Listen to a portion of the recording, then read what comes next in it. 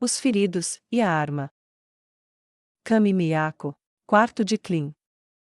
Ai, foi tudo o que Clean conseguiu falar por vários minutos enquanto a Orly, ou Carne, o limpava. O que aconteceu? Ele perguntou. O que você lembra? A Orly perguntou a ele enquanto tirava o pano, e o molhava novamente. Lembro-me de um grupo de guardas se aproximando, lutei contra eles, derrubei alguns. Acho que antes de ser dominado, então. Muita pancada, depois escuridão. Ele disse. Ok. Ela disse, e começou a limpar o sangue do peito dele. Depois que eles te nocautearam, eles bateram em você por pelo menos 1 minuto, eles iam te matar, então eu disse a eles que você era um prisioneiro especial dos cardeais, e eles podem não ter acreditado em mim, mas uma mulher mais velha, alguém a chamou de Berenice, apareceu, e confirmou, ela me mandou trazer você aqui, e me disse para cuidar dos seus ferimentos. Ela disse, parecendo um tanto aliviada ao contar a história. E aqueles? Clean perguntou enquanto lentamente levantava um braço muito dolorido, e apontava com os dedos indicador e médio para os 2 olhos dela. O guarda que você nocauteou. Ele acordou, contou porque você havia batido nele, então eles decidiram que você precisava ser punido com mais do que apenas bater em você. Eles descobriram que a melhor maneira de fazer isso era piorar suas ações, tornando-as piores do que inútil. Eles me seguraram, e me fizeram abrir os olhos, então esse olho foi atingido com a coronha da mesma lança que eles usaram em você. Ela apontou para o olho que estava completamente fechado. Então eles me deram um soco uma vez neste olho. Ela apontou para o outro olho. Eles disseram que era o preço do fracasso, e me disseram para te dizer se você acordasse, se você não tivesse sido tolo, eu só teria levado uma pancada hoje em vez de 3 vezes. Ela disse, mantendo a voz cuidadosamente neutra, enquanto obviamente tremia, e sentia uma dor considerável. Aquela chamada Berenice viu? Ele perguntou curioso ao se lembrar do nome como pertencente a um dos cardeais. Não, ela não estava lá quando fui atingida. Ela disse balançando lentamente a cabeça. Clean ficou olhando para o teto por um momento. Desculpe. Ele disse suavemente. Ela balançou a cabeça novamente. Não, você estava tentando ajudar. Só saiba agora que não pode. Ninguém aqui pode, e ninguém aqui fará, e não faça isso de novo. Ela disse com um pouco de travamento na voz. Não fazer o que de novo? Zeshi disse enquanto entrava na sala. Nada de importante, senhora. Aurli disse respeitosamente, caindo de joelhos quando Zeshi se aproximou. Zeshi se abaixou, e colocou o polegar e o indicador sob o queixo de Aurli, e ergueu o olhar para cima. Quem é você? Zeshi perguntou. E por que você está aqui? Essa escrava se chama Carne, senhora, e foi enviada para fornecer comida ao prisioneiro, e depois, para cuidar dele enquanto ele se recupera. Aurli disse humildemente. Zeshi virou o rosto de Aurli para que ficasse inclinado primeiro para a esquerda, depois para a direita, ao notar os hematomas no escravo elfo. Ele fez isso com você? Ela perguntou curiosa, sem dizer o que queria dizer. Aurli não precisou adivinhar. Não, senhora, um guarda me bateu. E quando o prisioneiro descobriu, ele bateu no guarda, e o nocauteou em represália. Então alguns outros apareceram, e fizeram isso com ele, então me bateram mais 2 vezes para puni-lo por isso. Aurli disse mantendo a voz calma, mas era impossível disfarçar totalmente a dor que sentia. Para punir ele? Zeshi perguntou, fazendo Clean intervir. Sim, já que bater nela me incomodava, eles me espancaram, depois bateram nela 2 vezes para que eu soubesse que eu era o culpado por ela ter ficado ainda mais ferida do que já estava. Ele disse desanimado. Ao explicar, Zeshi acenou com a cabeça. Isso faz sentido, você era fraco, eles puniram aquele que você queria proteger para puni-lo ainda mais. Ela disse olhando para Clean machucado, com uma expressão neutra. Bem, Carne, eles trabalharam muito em você, tem certeza que só bateram em você 2 vezes? Zeshi disse, e ela se abaixou, e tocou a garota ao seu lado, logo abaixo do braço, fazendo-a estremecer. Sim, eu imaginei isso. Zeshi disse com conhecimento de causa. Você estava mentindo para Clean para evitar que o garoto frutinha se sentisse pior, não estava? Ela perguntou, ao que Aurli respondeu com pequenos e nervosos acenos de cabeça, e Clean tentou se sentar alarmado. Bem, não se preocupe, você teve sorte, eu peguei algumas poções de cura em uma sacola, em vez de apenas uma. Ela disse, e colocou a mochila sobre a mesa, e começou a mexer nela. O nome dela não é Carne. Clint disse. O que? Zeshi perguntou.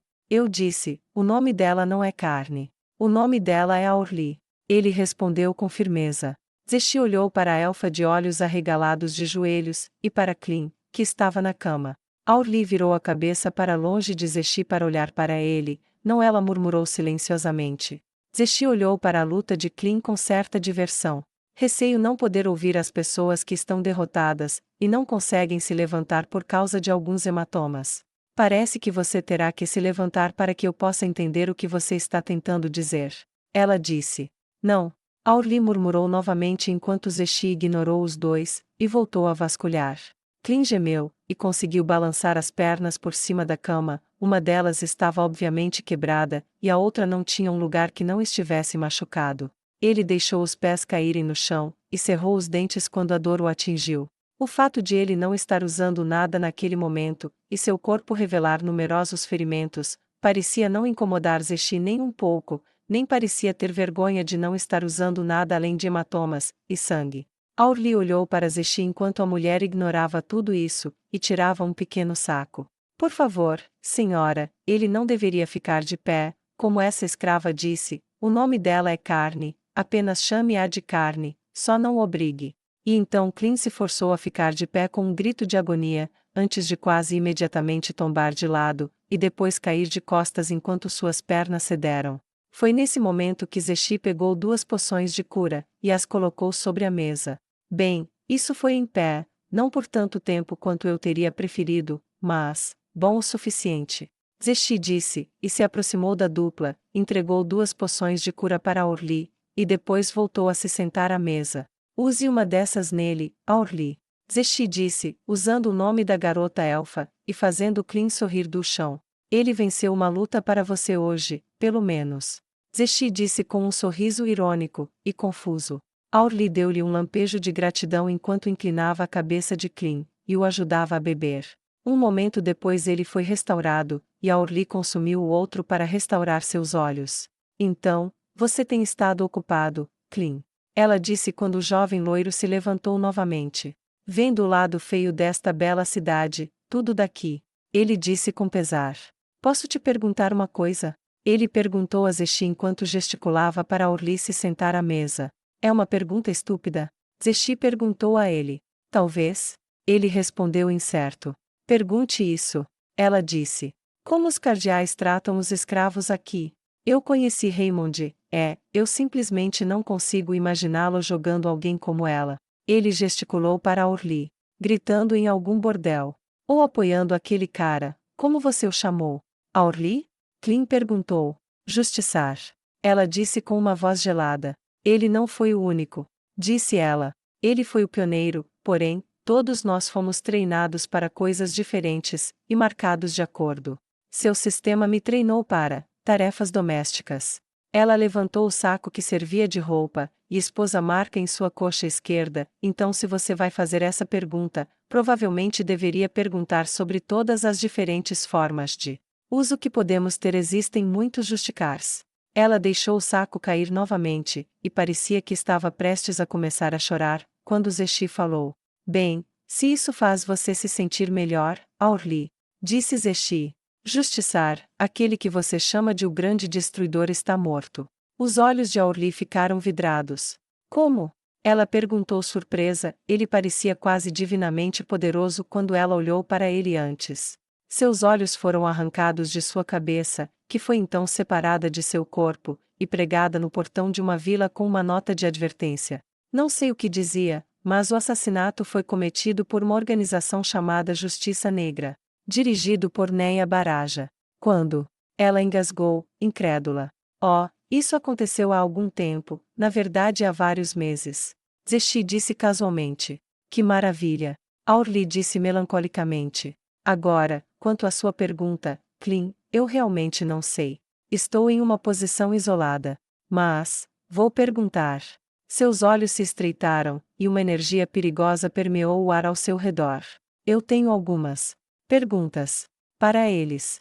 Ela disse, e abaixou a cabeça, seu rosto exibia a fúria de um gato selvagem, e seu cabelo mexeu um pouco enquanto ela fazia isso, expondo suas orelhas meio élficas. Aurlie engasgou involuntariamente, e cobriu a boca, seus olhos se arregalaram ao ver a característica impossivelmente distinta. Você é como eu. Ela disse surpresa. Zeshi balançou a cabeça. Não, eu não sou. Ela disse. Mas suas orelhas. Ela disse. Sim, sou meio elfo, mas não por escolha própria. Ela retrucou, e lançou um olhar furioso para Aurlie. O rei do seu país estuprou minha mãe para me produzir, eu abjuro meu pai, e tudo o que ele era. Vou matá-lo quando tiver oportunidade. Zeshi acrescentou com sede de sangue em sua voz. Faça isso, e nós a saudaremos como uma heroína para todas as gerações vindouras. Aurlie disse em um sussurro reverente. Acredito que ele também seja meu pai, mas ele me jogou em uma briga para a qual eu não estava preparada, agora sou uma escrava, e um brinquedo de um carcereiro, estou mais presa do que qualquer um dos humanos com grades em suas portas.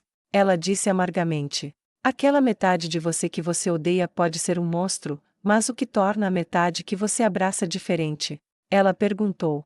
Zeshi não demonstrou que ela foi de alguma forma afetada pela escrava meio faminta, mas apenas disse suavemente. Entendo, então você pode ser minha meia-irmã.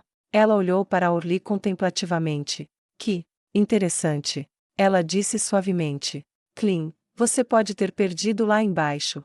Mas estou impressionada com sua vitória. Ela disse. Eu queria dar uma surra em você de novo hoje, mas temo que só poderia parar por um curto período. Tenho alguns assuntos urgentes para cuidar novamente hoje. Zeshi levantou-se e acenou com a cabeça educadamente para Aurlie. E você, tente não colocá-lo em mais problemas, ele é imprudente, você sabe, fraqueza e imprudência não são uma combinação que tende a levar a vidas longas. Tenha uma boa noite. Ela disse antes de sorrir levemente e sair. Quando Zeshi se foi, Clean e Aurlie se entreolharam confusos. Você sabe do que ela estava falando? Clean perguntou. Eu não. Isso foi estranho. Aurlie respondeu. Muito estranho. Clean concordou. Zeshi, ao sair, foi direto para o escritório de Berenice. Havia um guarda à sua porta, o que era mais ou menos a norma mesmo aqui, ou pode-se dizer, especialmente, aqui na sede do governo. Zeshi, porém, não precisava se preocupar com guardas, ela era da escritura negra, ela era o trunfo da humanidade, ela não seria questionada. Ainda assim, desta vez, ao aproximar-se da porta, o guarda ali estacionado disse-lhe: A cardeal Berenice está reunida com o cardeal Dominique neste momento, poderia esperar alguns minutos. Ele perguntou educadamente. Não. Ela disse, e abriu a porta para encontrar os dois. Ela entrou, e fechou a porta atrás dela. Eu tenho uma pergunta. Ela disse, interrompendo a dupla. Agora não, Dominique disse irritado. Estamos ocupados. Temos que decidir o que fazer para trazer Restize para o nosso lado, não sei o que você quer saber, mas isso terá que esperar. Bem, não vai, então você terá que fazer isso. Ela disse. Ele estava prestes a cuspir sua raiva, mas ela o interrompeu. Cale a boca. Ela disse sem rodeios com uma voz gelada. Zeshi era naturalmente direta, Zeshi era muitas vezes indiferente, mas ela nunca havia falado com nenhum dos cardeais. Nem mesmo com o cardeal Dominique, de quem ela não gostava muito, desse jeito. Foi o suficiente para fazê-lo fechar a boca de surpresa. Eu quero saber uma coisa, e você vai me dar a resposta. Ela disse. Berenice sorriu com seu jeito matronal, e disse. Se é tão urgente que você precise interromper isso, então, por favor, pergunte. Você sabe se há algum dos filhos do rei elfo entre os cativos que foram levados ao longo dos anos? E se sim, o que você está fazendo com eles? Ela perguntou. De todas as perguntas que poderia ter feito, esta era a última que Berenice esperava.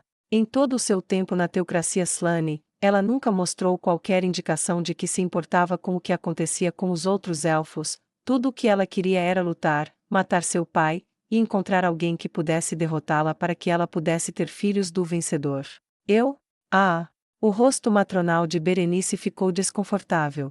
Dominique, entretanto, apenas riu. Aquele monstro fode tudo que se move sobre duas pernas, e é mulher. E ele faz isso há séculos, o que você acha? Honestamente, Zeshi, continue sendo uma maníaca por batalha, deixe o pensamento conosco. Ele disse arrogantemente. Zeshi manteve o rosto cuidadosamente neutro, e fixou os olhos na cardeal Berenice. Existem medidas que proíbem o comportamento que me criou? Medidas? Berenice perguntou. Leis, regras? Ela perguntou. Dominique soltou uma risada. Queremos mais como você, por que diabos criaríamos regras contra isso? Berenice lançou-lhe um olhar enojado, e depois virou-se para Zeshi. Não tem. Ela disse honestamente. Zeshi olhou para ela com curiosidade. Você concorda com isso? Ela perguntou. Não preciso, só tenho que conviver com isso, é a realidade da guerra, e estamos lutando pelo futuro da humanidade. Ela disse. Zeshi cuidadosamente manteve seu rosto neutro. Suponho que isso faça sentido. Afinal, eles são fracos, quem se importa com o que acontece com eles, e claro, o que importa o que as pessoas fazem com as cadelas elfas. Como eu. Afinal, é um preço pequeno a pagar, não é? Ela perguntou retoricamente. Berenice assentiu com certo desconforto, e Dominique rosnou. Claro, agora você poderia nos dar licença, por favor, temos coisas para discutir. Então, se pudermos nos aliar ao rei elfo, e trazer aquele idiota. Qual era o nome dele? Philip, ao poder, isso nos dará uma força militar considerável, e fará o rei feiticeiro lutar em duas frentes. De quanto dinheiro precisamos? Enviar aquele idiota desta vez? Zeshi ouviu Dominique dizer enquanto ela casualmente saía da sala, e depois saía do prédio. Havia outro lugar onde ela queria estar. Ela foi para a tesouraria, este era o lugar que ela conhecia melhor, ela trabalhava sozinha lá, ninguém nunca a incomodava, ela podia ficar quieta. No passado, ela praticamente se escondia lá enquanto fantasiava sobre que tipo de homem poderia derrotá-la. Ela até se deleitou com o terror delicioso, e seguro de contar a si mesma histórias perversas sobre alguma figura monstruosa e maligna que a derrotou, e pensar em quão fortes seus filhos poderiam ser. Agora ela foi lá por um motivo diferente. Queria ficar sozinha para ficar com os seus próprios pensamentos, nunca tinha sido muito ligada aos deuses, mas na tranquilidade, e no silêncio do tesouro, entre aquelas poderosas relíquias, era uma experiência quase religiosa, até porque era o único lugar que ela já esteve em todo o mundo, que ela lembrou de que havia outros seres mais poderosos do que ela, e era isso que ela precisava para ajudá-la a pensar agora. Kami Miyako, quarto de Clean. Ele havia perdido a noção dos dias, mas Zeshi não voltava há pelo menos 2, desde que conheceu a Orli, mas ela voltou para cuidar dele no lugar de Zeshi no segundo dia, e parecia consideravelmente mais feliz. Eu não esperava ver um sorriso em seu rosto hoje, Orli. Clean disse enquanto se levantava das flexões matinais. Qual seria o motivo? Ele perguntou. O carcereiro daqui está morto. Ela disse sorrindo. A esposa dele o matou, e depois se enforcou. Orli disse com um sorriso. Clean olhou para ela surpreso. Essa é uma frase que em toda a minha vida eu nunca trataria como boas notícias. Mas agora eu trato. Ele disse. Ah, e caso você queira saber, eu ouvi alguns outros conversando, e aquele esquadrão de guardas que deu uma surra em você. Você não os verá mais. Ela disse com um sorriso. Por que não? Ele perguntou curioso. Porque eles foram transferidos até a cidade de Ikari, o lugar que estará na linha de frente na guerra contra o reino feiticeiro. Ela disse. Eles terão sorte se permanecerem vivos. Bem, não admira que você esteja de bom humor. Clean disse com um sorriso, e a Orli colocou uma bandeja sobre a mesa, e sentou-se à sua frente. Ele colocou um pouco da comida em seu prato, e deslizou a bandeja para ela. Ela podia sorrir para ele agora sem medo, ninguém jamais derramou sangue por ela antes, ou derramou o seu próprio. Ela se lembrou de olhar para o corpo nu dele enquanto ele desmaiava, ele tinha sido uma massa de dor que durou um segundo, hematomas, fraturas, marcas roxas feias. Foi uma surra ainda mais brutal do que ela imaginava. Até mesmo aquela que ele chamava de Zeshi, a meio-elfa, olhou para ele com certa surpresa. Eles comeram em um silêncio amigável, e a Orli contou a ele sobre seus irmãos e irmãs, enquanto Clean contava histórias da incrível princesa dourada que ele servia, e quando ela saiu, Clean estava de muito bom humor. Ele se perguntou se a princesa poderia visitá-lo hoje. Ele ainda estava se perguntando isso quando olhou pela janela naquela noite, e viu o brilho laranja de uma grande fogueira.